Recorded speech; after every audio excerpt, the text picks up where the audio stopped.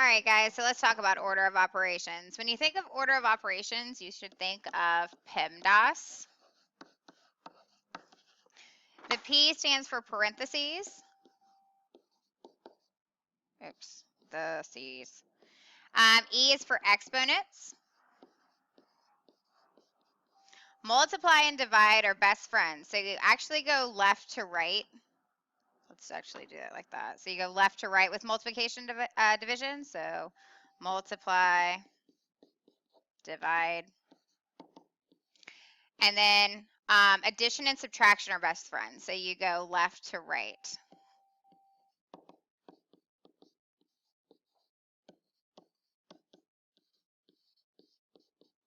Okay, so really what we're going to be focusing on, we're not going to be really focusing on parentheses or exponents. It's going to be really here.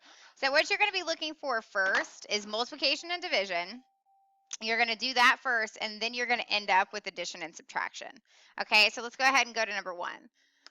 All right, so the first thing you always look for is double signs. Do I see double signs? No.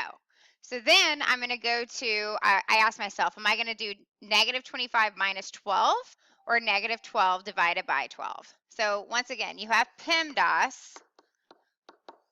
The addition and the multiplication and division come first. So I do a negative 12 divided by a positive 12. A negative and a positive is a negative. 12 divided by 12 is 1. Bring down your negative 25. I'm going to drop the parentheses because you don't really need them at that point. All right, same sign. Actually, let's go back here for a second. Same sign.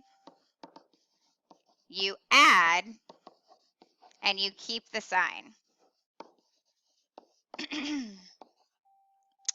Opposite signs. So just think opposites, opposite signs. You subtract. And you keep the sign. Subtract. What am I doing? And you keep the sign of the larger number.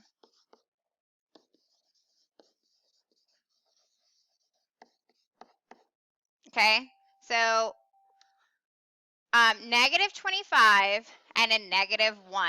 That's the same sign. So same sign, I add, and I have to keep the sign, which is negative. So that's a negative 26. Now, there's multiple ways you can think about this. You can think, okay, Scuba Steve went down 25 meters. He dove down 1 more, so he's at negative 26 meters. Or you can think, I owed Miss Beck $25. I owe her 1 more today, therefore I owe her $26. Next one. Once again, we have PEMDAS. And we're really just focusing on this. So I'm looking for multiplication and division first. So before I do that, I have a double sign. A positive and a negative is a negative. I'm not lazy, so I'm going to rewrite it. I don't want to see this, y'all, because that just looks confusing. I do not want to see that. You need to rewrite it.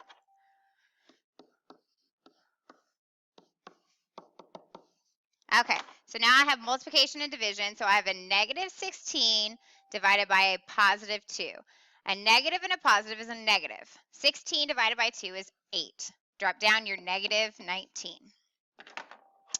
I have a negative 19 minus 8. Same sign, I add.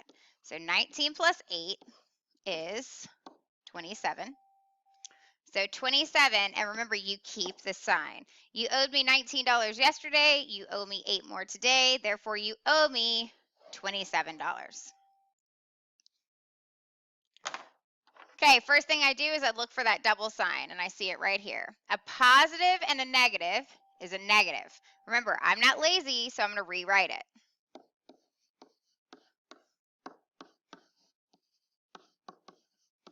Okay, so I look for multiplication and division first, and sure enough, I see it right here. A negative and a negative is a positive. 10 times 2 is 20. Drop down your negative 23. Okay, I have a negative 23 and a positive 20. Opposite sides, I subtract. So 23 minus 20 is 3. Now here's the question of the century. I take the sign of the larger number. So I have to determine which number is larger. 23 is larger, it's negative, therefore the -3, or the 3 must be negative. Once again, think of it in terms of money. You owed me $23 yesterday. You came to school with 20, so now you just owe me $3 more. All right, we take care of those double signs first. A negative and a negative is a positive. I'm not lazy, so I'm going to rewrite it. So I look for multiplication and division first. Remember, if there are two numbers next to each other with parentheses and there's not an operation, that just means multiplication. So a positive and a negative is a negative. 4 times 2 is 8. Drop down your -7. Same sign, I add. So 7 plus 8 is 15. I keep the sign of the larger number, or I just keep the sign, and that's negative. You owed me $7, you owe me 8 more, therefore you owe me $15. All right, next one. I look for the double sign. Sure enough, there it is. A negative and a negative is a positive. Go ahead and rewrite it. Okay. I look for multiplication and division. Sure enough, it's right here. A positive and a negative is a negative. 1 times 3 is 3. Drop down your -13. Same sign, I add, and I keep the sign. You owe me 13, you owe me 3 more, therefore you owe me 16. All right, I look for the double sign. I don't see it, but so it's good to go. Now I just need to look for multiplication and division. Sure enough, it's right here. A negative and a negative is a positive. 6 times 4 is 24. Drop down your -8. I have a -8 and a positive 24. Opposite signs, I subtract. So I have 16, and then now I need to determine if that's positive or negative. The larger number is 24. 24 is positive, therefore all of 16 is going to be positive. So I would just leave it alone. I think I've got this is the last one. Look for the double sign. Here it is right here. A positive and a negative is a negative. I'm not lazy, so I rewrite it.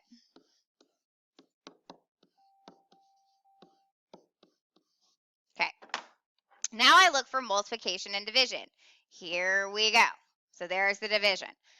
A negative and a negative is a positive. 25, and you can put a plus there if you want to, guys. It doesn't really matter. Let's go ahead and keep a plus there. 25 divided by 5 is 5, and then drop down your -10. Opposite signs, I subtract. So 10 minus 5 is 5. I take the sign of the larger number. So it's -5. And that's it.